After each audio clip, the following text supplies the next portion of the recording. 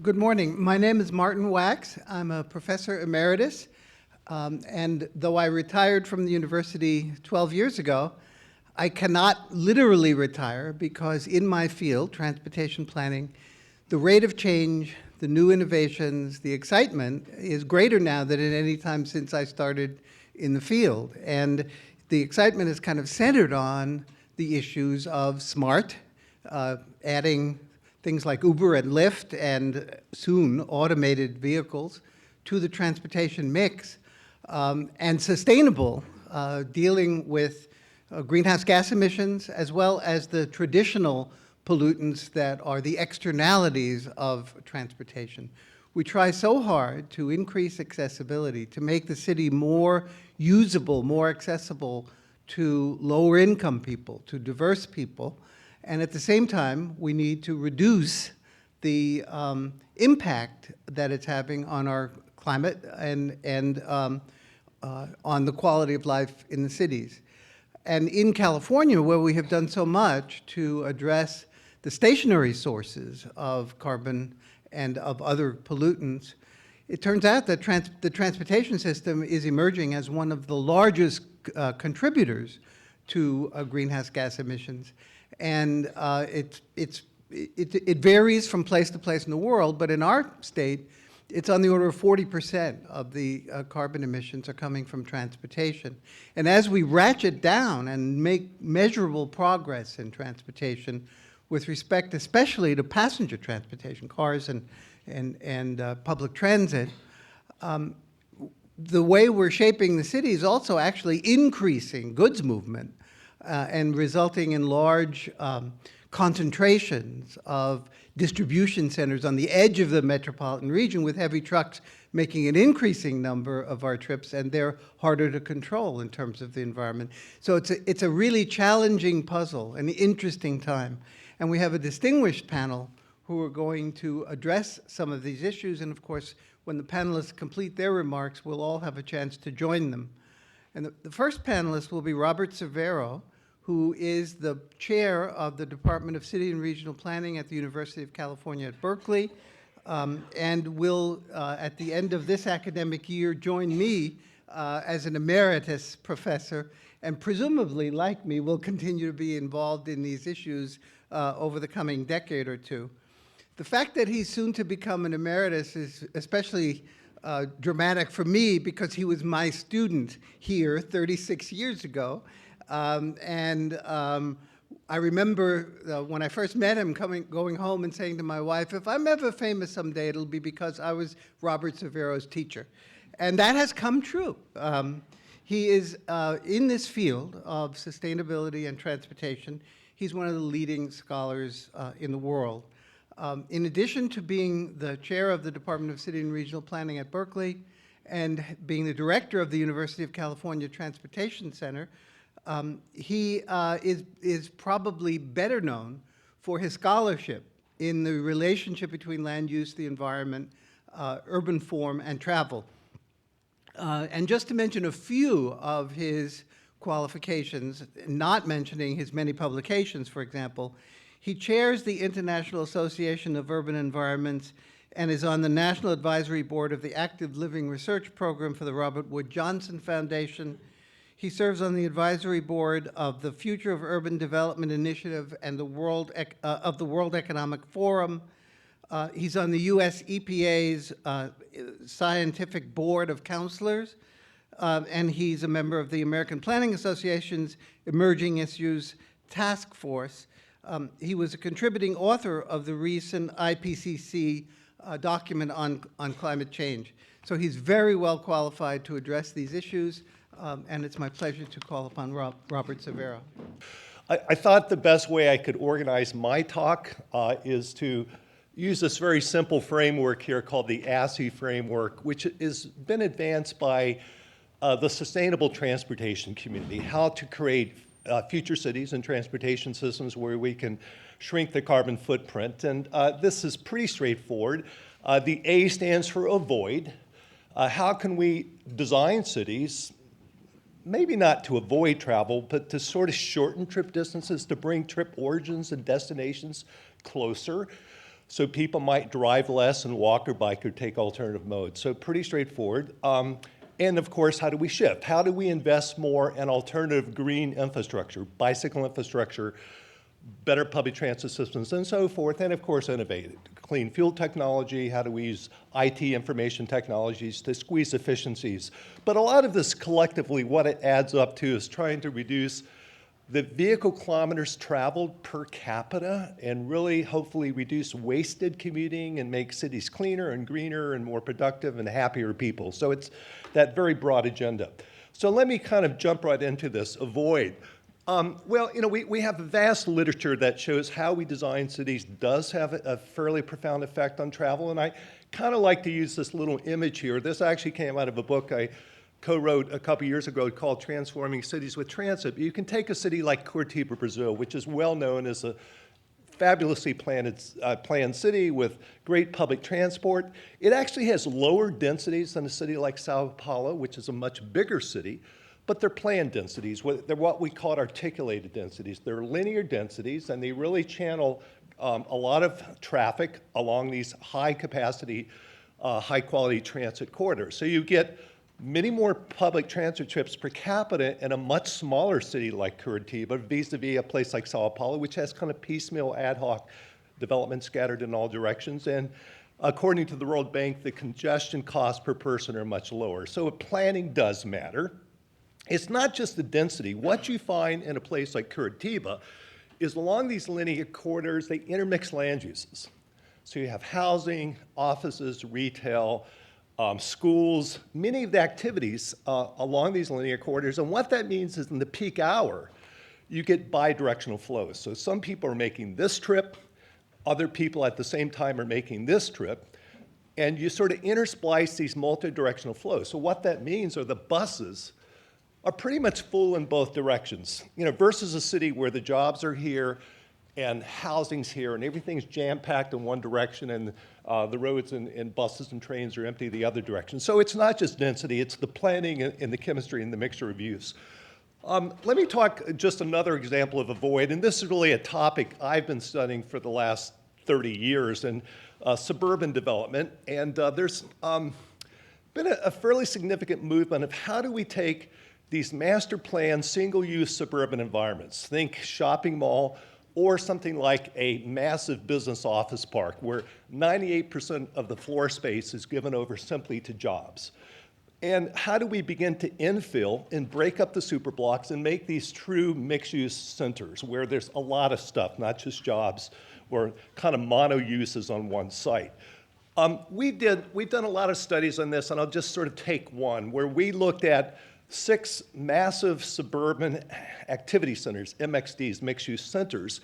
And what we found was very significant shares of trips were what we call internal capture. That is, there are people who stayed on site to sort of make trips by foot or bike, and more or less substituting trips, if you have a single-use employment kind of office park, would have been off-site external trips. So you really internalize the trips, but also importantly, you encourage people to take bus or van pools or carpools. If you're going to a single-use activity center in the suburbs, you're virtually stranded out there if you take public transit or van pool. If you put those activities on site, you not only activate the projects and you create activities in the evenings and weekends and make more interesting, better places, but you get a lot of travel efficiencies as well. So this kind of segues into another context I want to show here on avoiding how do we design cities. And it's an area I've done work in quite a bit over the last 3 decades. Many of you perhaps are aware that the Washington Metro Rail system are extending the Silver Line out to the Dulles Airport.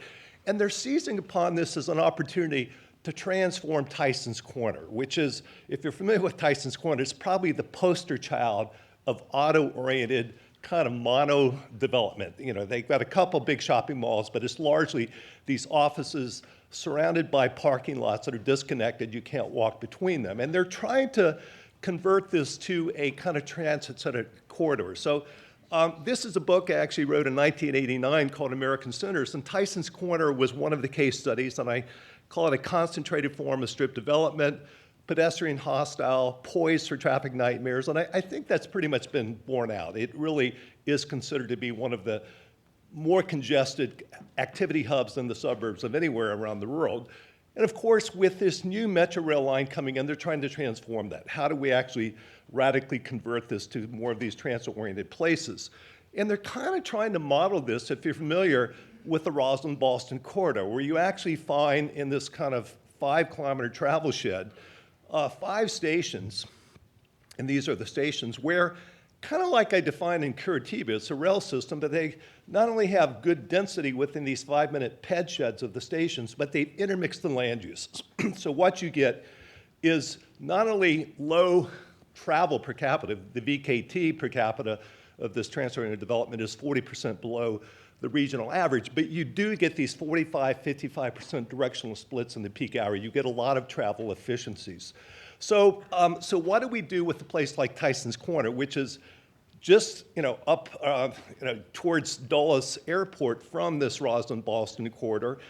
It's 6 square miles. To me, phenomenal. It has 120,000 jobs. That makes it like the 6th largest employment concentration in America, larger than downtown Miami and many other cities. And I find this one statistic, 165,000 parking spaces, just mind-boggling. These urban heat island effects, it's ugly, it creates space, it creates oil stain runoff in streams and water pollution, so a lot of hidden costs associated with excess parking. So, this is this is the Roslyn-Boston corridor superimposed upon the boundaries of Tysons Corner. So it's a huge geographic territory to do this kind of suburban retrofit and master plan. So I worked for about 3 years with Parsons Brinckerhoff placemaking, and our assignment was to do a master plan to do this conversion. So not really fanciful ideas here. We more or less talked about infilling parking lots, stacking up densities, kind of wedding cake style, so a lot of activities were within a 5-minute ped shed, but also breaking up the superblock. So an internal bike path system and pedestrian network, and more or less trying to convert what previously would be park and ride activities in the suburbs to walk and ride and bike and ride. And not only the environmental benefits and the energy conservation benefits, but public health benefits from active transport. So we did a fair amount of modeling of scenarios. What if we proceed with this sort of transformation of Tysons Corner vis-a-vis business as usual, if more or less Fairfax County continued along the line of sprawl or auto-oriented development. And the models, you can quibble with some of the assumptions, but more or less we came on an order of 25 to 30% reduction in CO2 emissions and VMT reductions and so forth. What you're finding in a place like Tysons Corner, I think good planning is attracting development in this higher density mixed use profile, but it's also in the market. More and more people want to live and work and play and learn in these kind of environments, but it won't happen overnight. It took 30 years to be where Tysons Corner is, and it's probably going to be 30 years to transform it. But I find it encouraging that these are really robust real estate markets. Every kind of real estate market performance indicator in terms of absorption rates, low vacancy rates, rent premiums suggests there's very high pent-up demand to be in these places. And I kind of like how this one project, Commons of McLean, is being marketed. It says from parking spaces to park spaces, so a nice touch.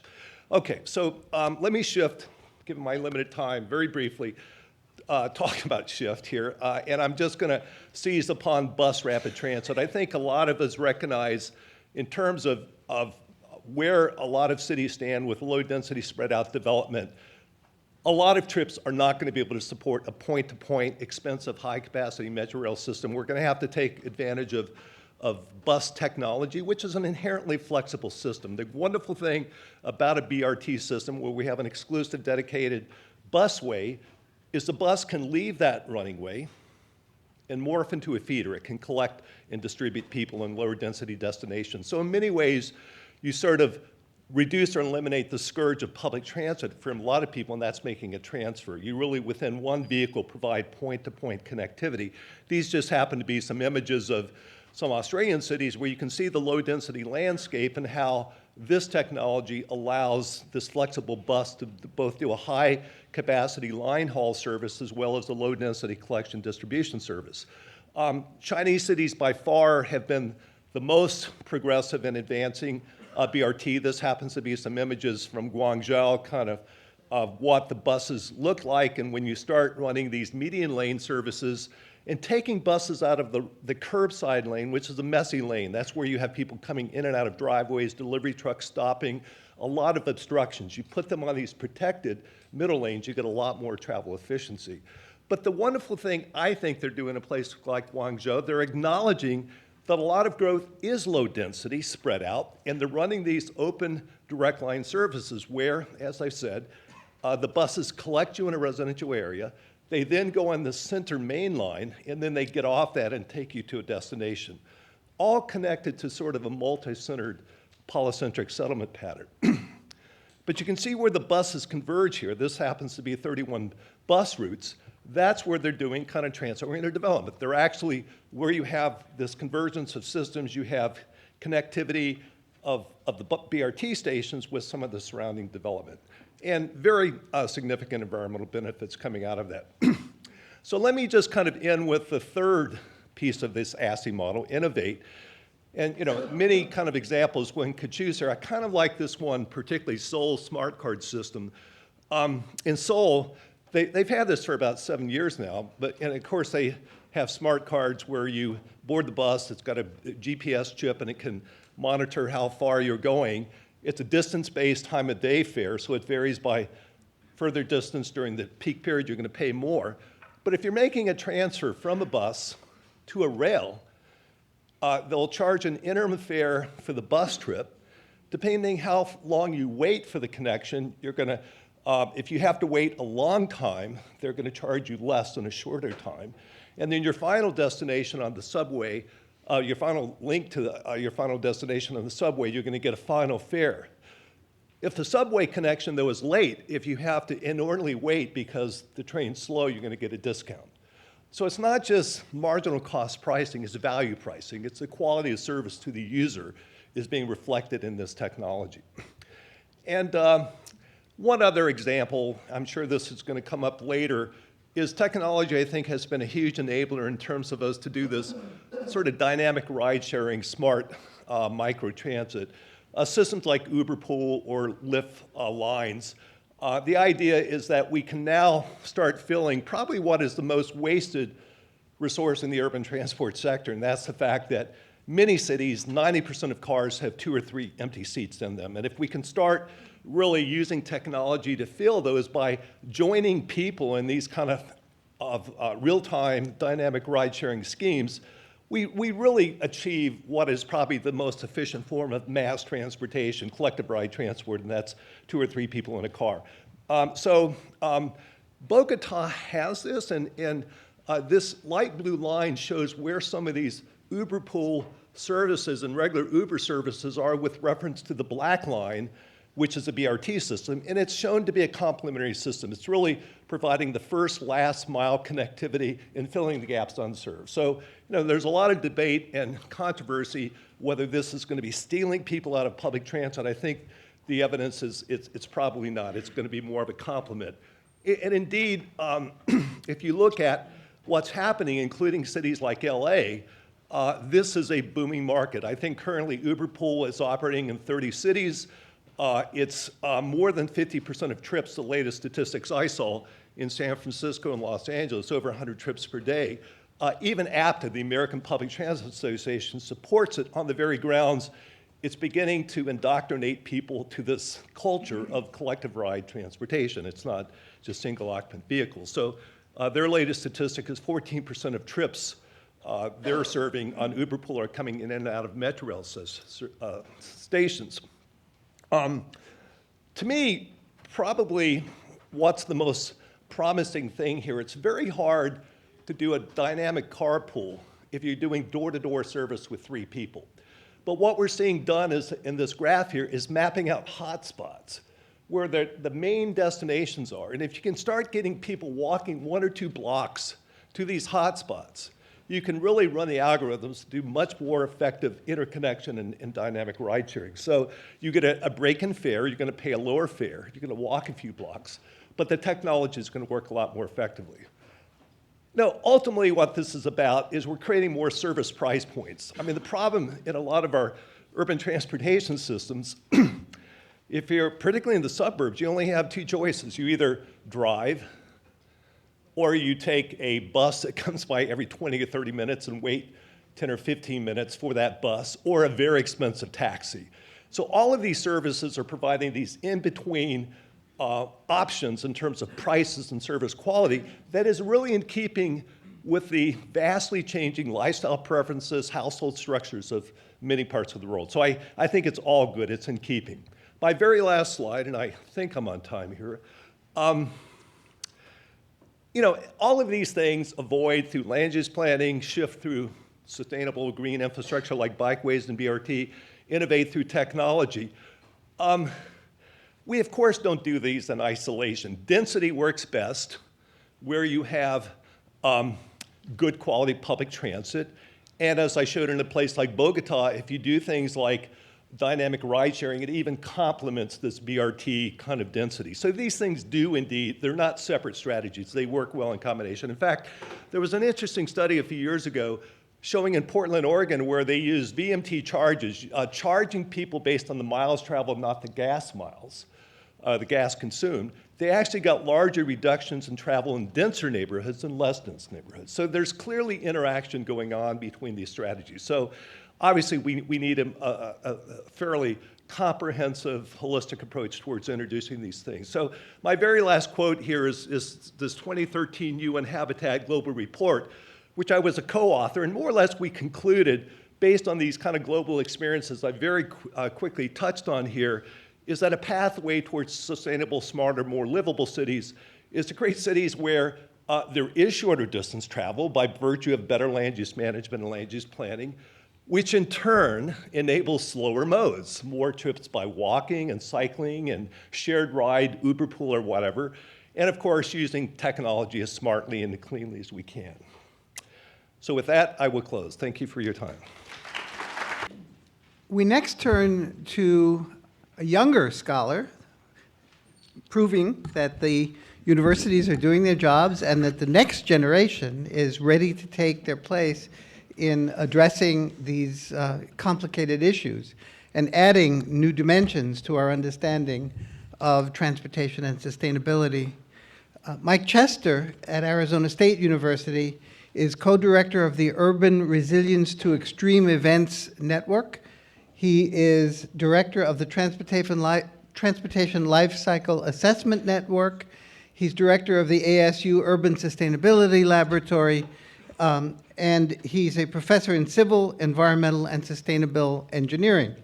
And his scholarship has influenced my work very directly because he's shown that when considering complicated and important transportation projects, as we are doing in California with the high-speed rail system, it's important to consider the entire life cycle energy implications and emissions implications. And for example, in the high-speed rail program, it may be 25 or 30 years before the first train runs, and we're in the moment, at this moment, when we're under construction, we are consuming a great deal of energy and generating a great deal of greenhouse gas to get to the point where we might in the future have a sustainable system. And he has pointed out more than any other scholar that I'm aware of that it's important to take into consideration the entire life cycle, and that has had a great deal of influence in our thinking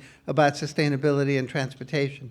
He's also done a great deal of work on urban development models and has developed some intellectual sustainability frameworks that are influencing the field today. So it's a great pleasure to have Mike Chester with us.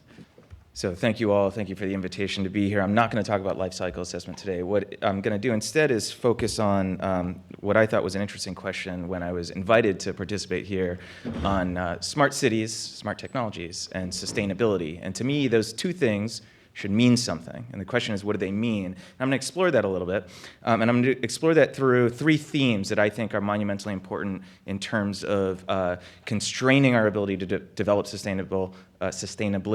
I'm going to try to relate it to transportation as much as I can. I think there's definitely broader messages here. The three things that I'm going to talk about are complexity, interdependencies and lock-in of our cities, and whether or not smart cities or smart technologies can help us overcome these three things, moving us more towards sustainability. So, smart cities and sustainability, when you read the program for this session, it says it's about reducing greenhouse gas emissions, right? So I think we've all heard sort of the triple bottom line thinking that there's a dimension of the environment, there's a dimension of social, there's a dimension of the economy in there. We can at least start there in broadening how we think about sustainability. When it comes to sustainable transportation, it's somewhat interesting because when you think about transportation as an activity that is generally associated with increases in well-being, the word is usually welfare, but now that's kind of politically tainted, so I'm going to say well-being. So transportation usually improves overall well-being, but we've come over the past few decades to realize that there are externalities or there are unintended consequences that may impact the broader ways in which we're thinking about sustainability, which from my perspective are universal intergenerational well-being, right? So if we're doing things today in terms of transportation systems that are ultimately impacting the ability of future generations to live in a sort of fruitful environment, then we need to be rethinking how we're doing things, right? So if we're putting lots of greenhouse gas emissions into the air, if we're consuming resources in ways that they won't be available to us, if we're creating large social inequities in the way that we've structured our cities, our transportation systems, and so on, then we're creating big problems for the future that may not be worth the small benefits that we get today. So within the context of sustainability, I think there's three sort of key forces here that we need to think about in the context of smart technologies. The first is what I would describe as complexity. Our cities are wildly complex. And when I say complex, I'm distinguishing between complex and complicated, two very different words, okay? So complicated implies that we have some understanding or some estimate of what the emergent behavior is going to be of our decisions or of the way a particular system operates, right? So an airplane composed of millions of parts, if I put those parts on the floor and I say to you, we can assemble these into an airplane, and I ask you, what's the emergent behavior of that airplane? We know what the emergent behavior is. It's going to fly, right? It's going to take off. It's going to be able to stay in the air. It's going to be able to land. It's going to be able to move people in a safe way. Versus complex, which is, if you have all these moving parts that make up a city, some of them are gray infrastructure, some of them are hard infrastructure, some of them are institutional soft infrastructure, and we push and pull levers in the city. If we make decisions in one place, if we put policies in another place, then what's the outcome? What happens in the city overall, especially what happens in the long term? And this becomes a wildly difficult question to answer, right? So cities are complex.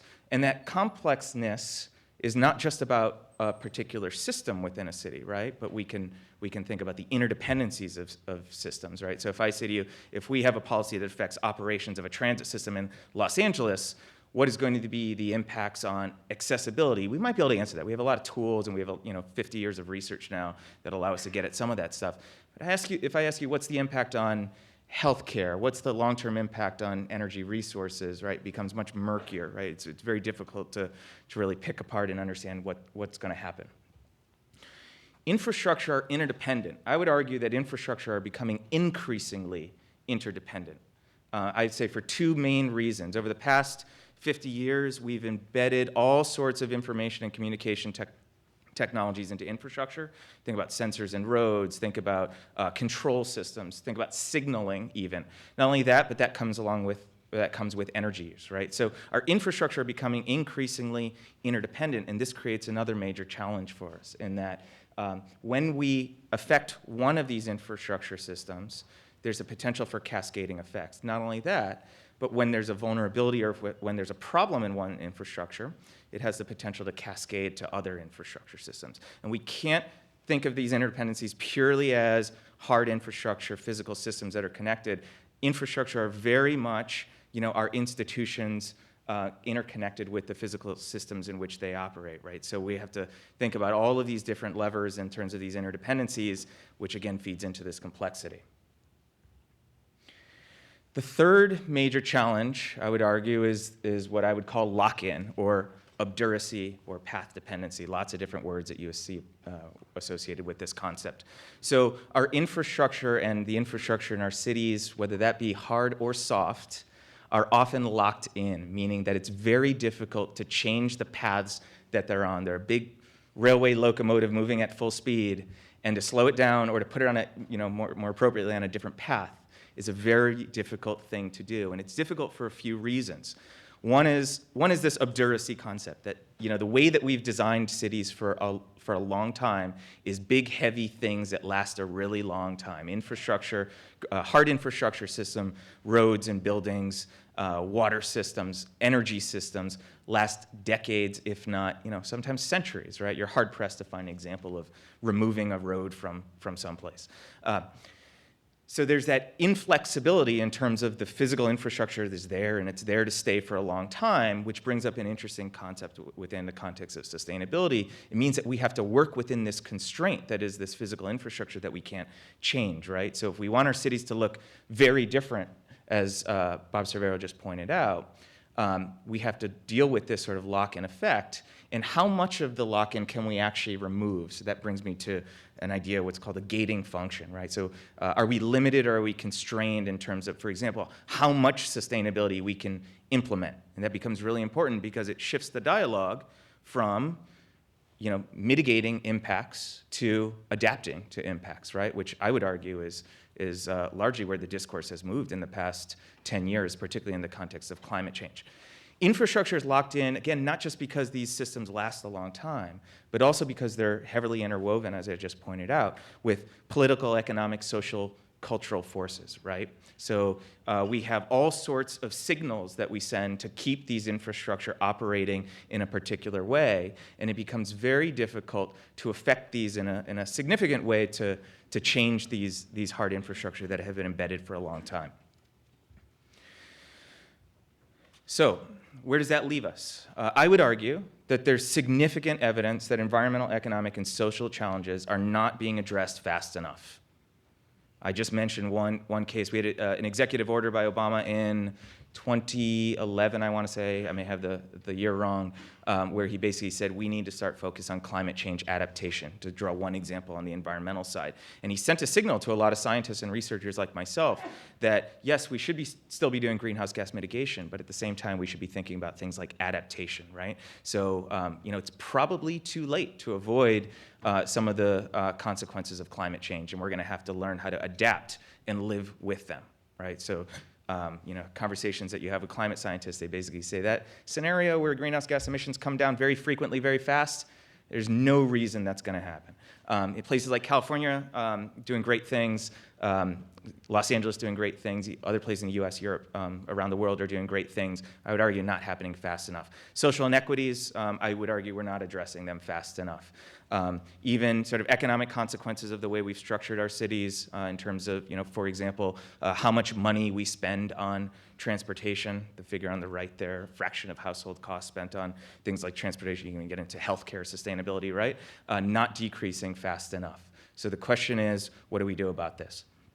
So, smart cities. When I was invited to give the talk, I said to myself, what's smart cities? I've been reading about this. I kind of have a sense of what it means. I think it can mean very different things to, very many, to different people in different contexts, and that's fine. But in order to be able to talk about something in 15 minutes, I have to give a definition and talk within at least that context. So the definition that I'm going to use is one that I would argue is one that you see sort of dominating the discourse around smart cities, or more specifically smart technologies, and that's one of information and communication technologies to manage a city's assets or improve urban services, right? So what are information and communication technologies? One, they're very technocentric. I'm going to talk about that and the significance of that in a minute. But we start with telecommunication networks, so things like fiber optic lines, hardware associated with that. That's essentially the nerves of the system, right? Then you get into the sensors, right? And that's what's taking in data, what's sensing what's going on out there, maybe producing data. And lastly, the software component, right? And that's the techno-human piece, right? That's where humans interact with the system directly, right? So we have things like ride-sharing apps that are popping up. We have transit agencies and transportation agencies that are producing all sorts of data and providing it, through the Google Transit feed specifications or something like that, and making it readily available to software developers to do all sorts of innovative things, ultimately to improve knowledge, right? Knowledge of how our city's working. You see where this is going related to complexity, interdependencies, and lock-in. And ultimately, I would argue cognition, right? How is it that we learn and understand what is happening in our city, right? So within the context of these three, right, the question then becomes, how can smart technologies help address these three challenges that I've identified, and there are probably many more, ultimately leading towards transportation sustainability? So, the first is complexity. How different systems, how people, how policies, how infrastructure, hard and soft, interact. What is the nature of that interaction is ultimately what's going on with complexity, right? So things like information access, social network analytics, like how people are interfacing with infrastructure, with transportation systems, offers tremendous potential of peeling back the layers of complexity, helping us understand what's going on in these systems, how people are using them, how they're functioning, what the effects are way downstream of a policy or decision, change in operations, something like that, to all sorts of things that are happening upstream with ultimately how people are using it, and ultimately the sustainability of that. Interdependencies. I think there's two ways to think about interdependencies and smart technologies and sustainability. The first is that we're going to have more interdependencies, as I argued. We're going to have more embedding of information and communication technologies in our dumb systems, right? In our older systems that don't have these things. Right? And our ability to comprehend what that means, I would argue, we're nowhere near understanding that. Nowhere near. This gets to the sort of human cognition part of it, ultimately the techno-human condition, right? I don't think we're anywhere near being able to comprehend what, something that will soon have the processing power of a cat's brain in our pocket will be able to do for us in terms of how we understand the city. But the other side of things, greater transparency and interactions between existing systems. I think it's going to, again, peel back the layers of how these systems interact, whether it's through infrastructure sensing, onboard vehicle systems, data collection, and so on. I think we're going to be able to see much more clearly information that in the past wasn't digitized or wasn't available to, outside of a single organization, is going to be available to us at our fingertips. And lastly, lock-in. I think there's lots of potential here. I think sort of two ways to think about this. Illuminate steps for breaking path-dependent systems. So, you can think about the public participation process, which I would argue, when we are trying to make major decisions about how to change infrastructure to make it more sustainable, the public participation process hasn't really evolved, hasn't really developed in how long? 50 years, a century, something like that, right? We have these meetings every so often, right? So now we have these information communication technologies, e-participation, the ability to sort of communicate and interact with the decision makers that are affecting these infrastructure systems in ways that we've never seen before. I think that's huge.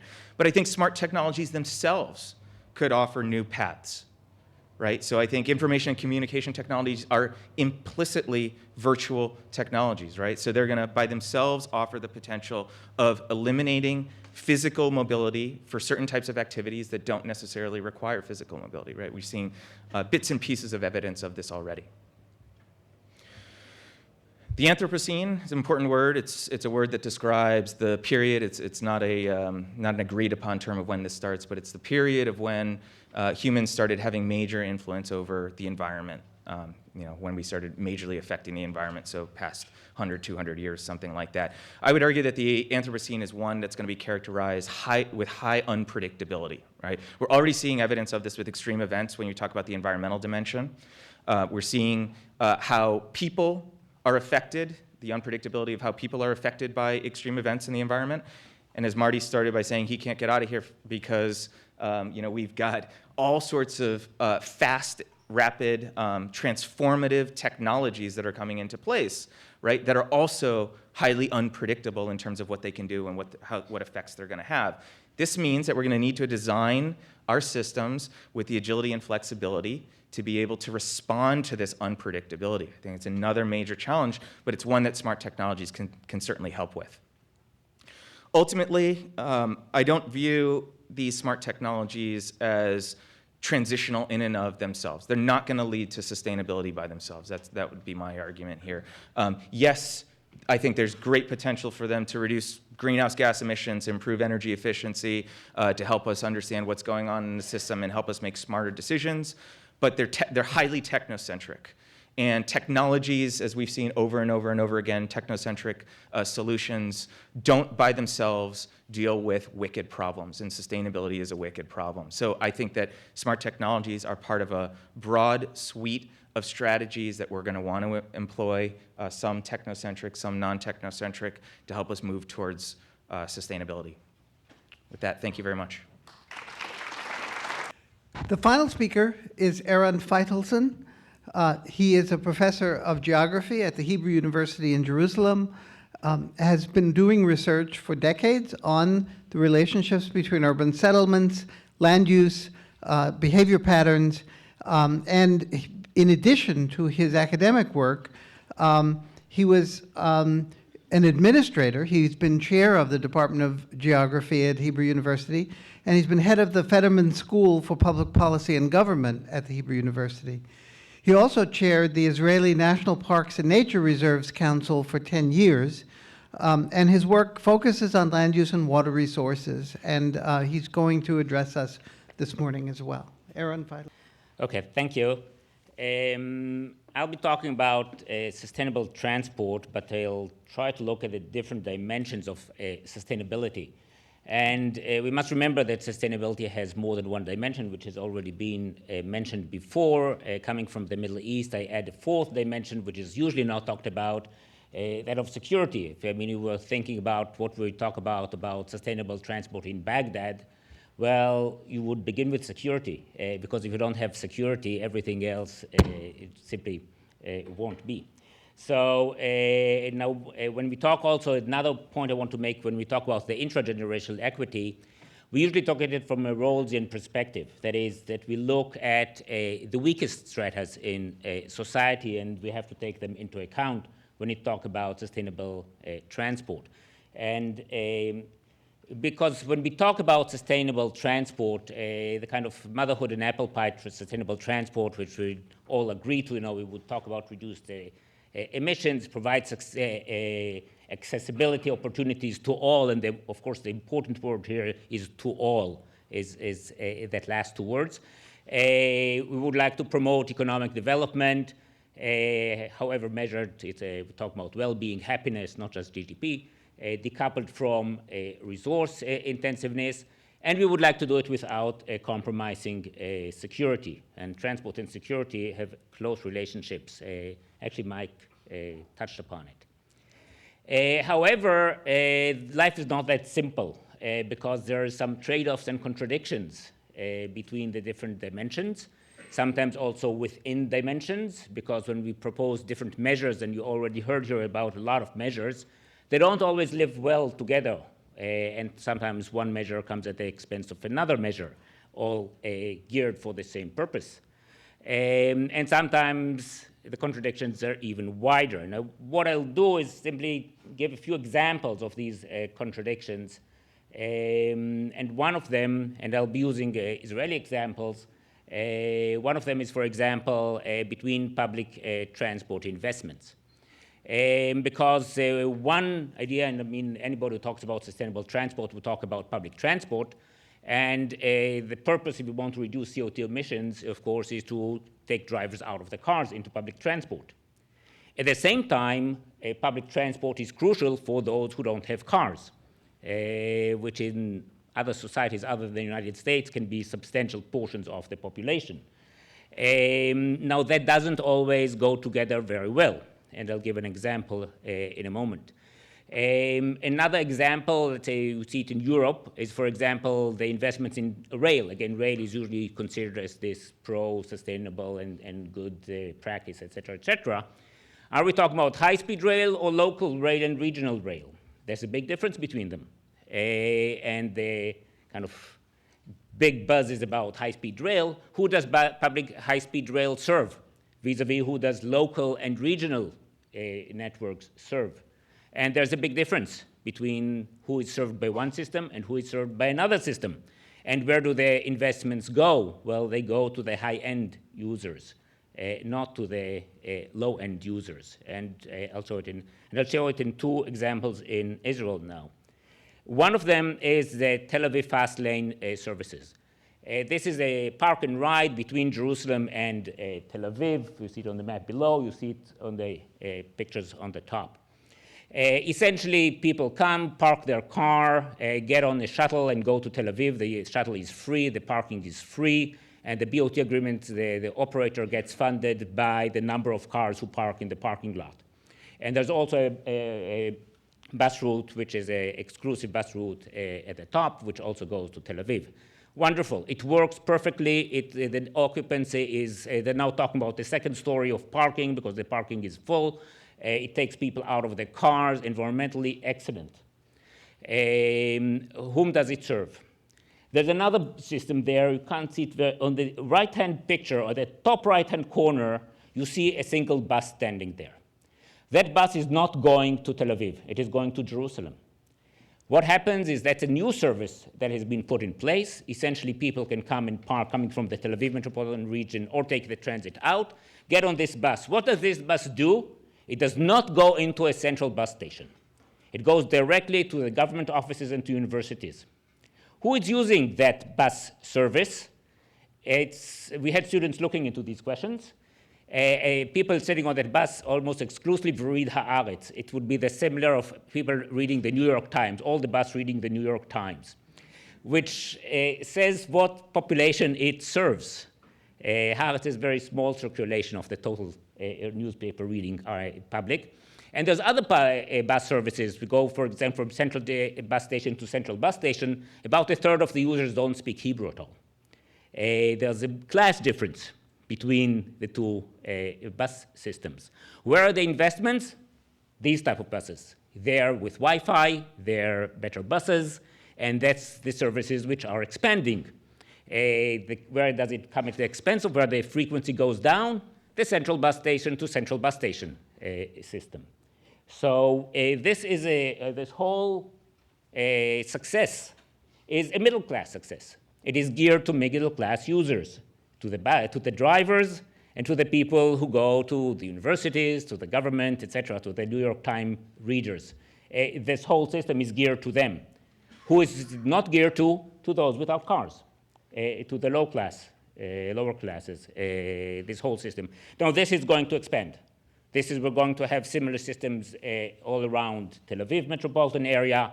As I said, the second story, more transit lines, more kind of exclusive buses going to universities and government offices, et cetera, et cetera. This is what's growing. Here are the investments when we talk already in the bus system. What happens in the rail system? First of all, the left-hand side is the investments of the Ministry of Transport, taken from the Ministry of Transport site. And you can look at the percentages, 26% on road, 46.5% of the investments in the site are for rail. And BRT, which Robert talked about earlier, is 4.6%. Who is the rail geared for? That's the right hand. I took all the stations. Israel is a small country, and so it's easy to count all the stations and which towns they serve. It's only municipalities. They looked at the deciles of the socioeconomic decile, and which percent of each groups of deciles is served by rail. And what you can see is that it's geared again, middle class and up. These are the ones which are served by rail. Who is not served by rail? The lower deciles. In our case, many of the Arab jurisdictions, ultra-Orthodox jurisdictions, where the reliance on public transport is much greater. So what we see in the combination of these two tables, essentially, when we invest already in rail, when we invest in public transport, who do we invest for? For the middle class.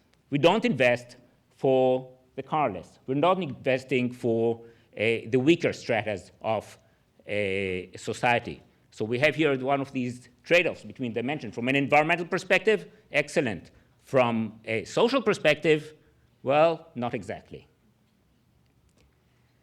Another issue that is coming up now, we're talking about autonomous vehicles, Mobileye plus Waze, Israeli inventions, GPSs and all the applications all of that kind. We're moving towards the autonomous car. It has a lot of potential. It has a lot of benefits. This can serve the ones without cars, because you could have the car come and pick you up and go on. You can be blind, you can be a child, you can be elderly, and you can use the car, the autonomous vehicle, because you don't need to drive. It's very good in terms of servicizing, the idea that you don't need to own a car, but you just get the mobility services. So that's also another potential benefit. It improves greatly the utilization of road space, which in a dense country like Israel is very important, because cars can be closer if you have if they're all moving without drivers, without the human element in them, and with the Mobileye, et cetera, et cetera. So you can have the cars much denser, much better utilization of the road space, improved safety, improved emissions once you move that into also alternative fuel type of vehicles. However, what does it do for public transport and mass transit? That's not that clear. We haven't really looked into that question that much. What does it do for non-vehicular travel? For example, how do you cross the road when everyone is bumper to bumper? That kind of questions are the questions that actually come up once you've moved into this type of a brave new world. So it has a lot of benefits, but there are also some questions which actually we have to start thinking about when we're talking about it. Another thing we're talking about is the importance of flexibility. When we talk about a post-industrial economy and the lifestyles that we have to a household, to worker households, et cetera, which is, we're there already, we're talking about the importance of flexibility. Flexibility is the key, actually, when we talk about from an economic and social perspective. What does flexibility mean? Again, autonomous vehicles, cars, et cetera, so we can move in various times, in various places, in various directions, polycentricity, et cetera, et cetera. It doesn't go that well with the mass transit ideas. And these kind of, how to bring these two together. I mean, the previous two lectures, you already heard about all kinds of new ideas on how to actually round that square or square that round, whichever way you want. The issue of densification, again, which was already, Robert raised it very well, which is very conducive for public transport, conducive for non-vehicular trips. It improves accessibility, and is conducive for protection of open spaces, which is a central issue in the Israeli scene or in the European scene. But, and this is not my work, this is Yoram Shiftan's work, what we see is also that the number of trips increases, which is socially good, mainly of the non-work related trips, but it does not necessarily translate to lower VMT, vehicles mild travel, because of the additional number of trips. So it's the question is again, there's questions here, there's some major benefits, but it does not necessarily produce everything that we would have liked to do. The last, I'm just talking bullet points, the security issue. In terms of security, what we would want is screening. Anybody who goes into an airport, you know what we mean when we talk about what does security do. You know, we stand and take our shoes off and watches off, et cetera, and that comes at a price. It's the contradiction to transport, because transportation is about flows and how to improve the flows and reduce the friction of reduce friction. Security increases the friction. And sometimes you need also to separate flows. You want to separate flows by different people, et cetera, et cetera. Or in cargo cases, Marty mentioned the cargo before, so that's also an issue. We need, security means differentiation, screening, et cetera. We talked about, if we talk about integrated systems, so integrated systems, again, you want very rapid movement from one system to another, from rail to buses, from buses to airports, et cetera, et cetera, et cetera. All that is compromised when you start talking about security, and you have to say, well, I want to see who is going and what does he or she has on them, et cetera. And so this is another trade-off that we have to talk about when we're talking about transport. So what can be done? And this is the last slide. I'm really trying to rush it. First of all, when we talk about sustainability, there's no panaceas. And there's no, let's just do this or that. You can't have that. By necessity, we'll be talking about a large combination of measures. And now any of the measures we're using is likely to have externalities. So the externality is not just something we're trying to address by using various policy measures. When we use the policy measures, we create other externalities, maybe on another dimension. It could be that we're improving really in terms of CO2 emissions, but it has social ramifications. So we have to look at these type of externalities of the policies themselves, which means we need to build policy packages. And this is actually the type of research we're doing today, is talking about policy packages. How can you combine policy measures in order to be, at the first level, more effective? That is, to address the different goals of sustainability. And for that, we've developed approaches on how to analyze large combinations of measures in order to package them together to be effective. However, effectiveness is not enough, because we live in a world where there's politics involved, and politics are inherent and good in the sense that there's different tensions and different things that you can or cannot do because they're politically acceptable or politically unacceptable or socially acceptable or socially unacceptable. And so you want the policy package is not something which is theoretical. It's not something that you just want to write a paper about. It's something that you want to happen on the ground. The point is really the implementation. And in order to get the implementation, it has to be acceptable.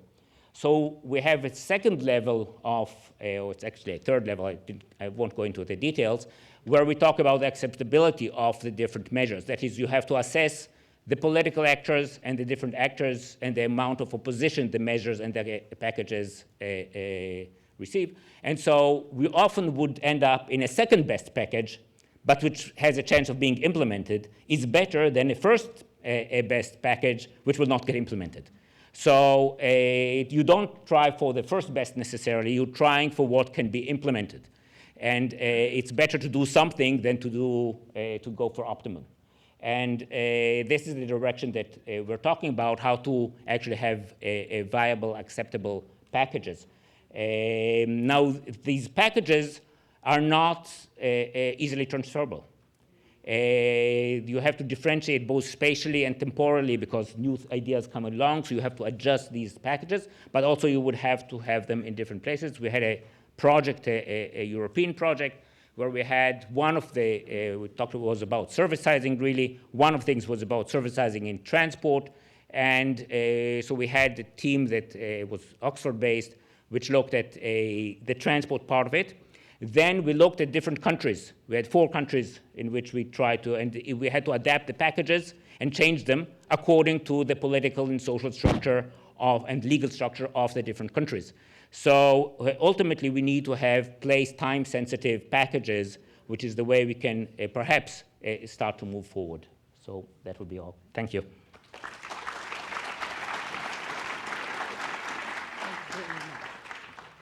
So in a moment, I'm going to invite questions and comments from the floor. I'd like to use the moderator's prerogative and ask the first question, but I'll only ask one. Most of the 3 presentations dealt with land use and changes in travel behavior, in human behavior. At the same time that we're addressing these, we're also making enormous changes in transportation technology, in cleaner fuels, and, for example, substituting natural gas for liquid petroleum fuels.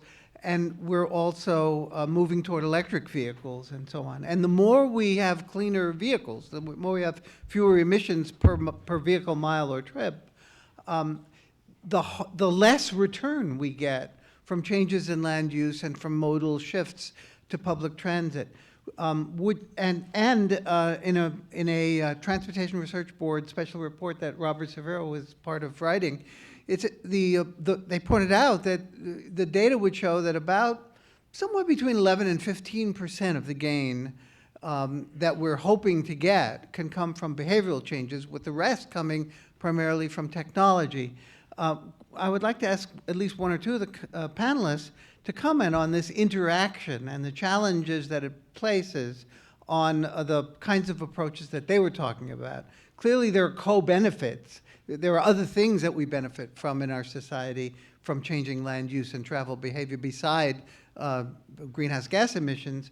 But the role of technology wasn't emphasized as much as the change in urban form. And I would like the panelists to comment on that. Who would like to first? Well, I'll just make one brief comment. You know, I think you're certainly right to the degree technology provides higher value added. The benefits that accrue from urban form, good planning are going to be somewhat diminished. But I think for the most part, these are kind of compatible reinforcing approaches. You know, obviously nothing has more energy density than fossil fuel. When you start going to alternative systems, particularly electric systems, you do have more constrained mobility. But some of the ideas that I kind of very briefly touched on are essentially trying to create cities where we create shorter to more intermediate distance trips. And where we really see the sweet spot, for instance, of public transit, where it really grabs high market shares, are a lot of trips in these kind of 4 to 10 kilometer distances. Shorter than that, a lot of people can walk and bike. Longer than that, it's too many intermediate stops they're going to drive. So if you can create these intermediate kinds of trip distances through density and land use planning, these more intermediate technologies that don't have the range and the energy density of traditional fossil fuel systems are probably going to be more enabled, along with better pricing and so forth. So yes, there are inherently some contradictions and some trade-offs on all of these, but I think if you really carefully unpack some of these, you begin to see a lot of compatibilities in approaches. Okay. Anybody else want to comment? Maybe I'll just say that, I mean, in terms of reducing the CO2 emissions, yes, technology obviously has the greatest probability and the greatest benefits. But as I was talking about, you know, sustainable transport is more than CO2. And once you bring that into account, that is, I think, where the big benefits of the land use and planning come to play. Okay. Mike, you want? So I agree. There's, you know, we've done a lot of sort of integrated transportation land use life cycle modeling. And when you look at the effects of, the life cycle effects of shifts from kind of lower density, auto-centric urban form to higher density transit, you know, active transport forms, what you tend to find is that the latter requires more embedded energy investment up front, right? So you are required to put in, you know, bigger structures, heavier structures that have a higher energy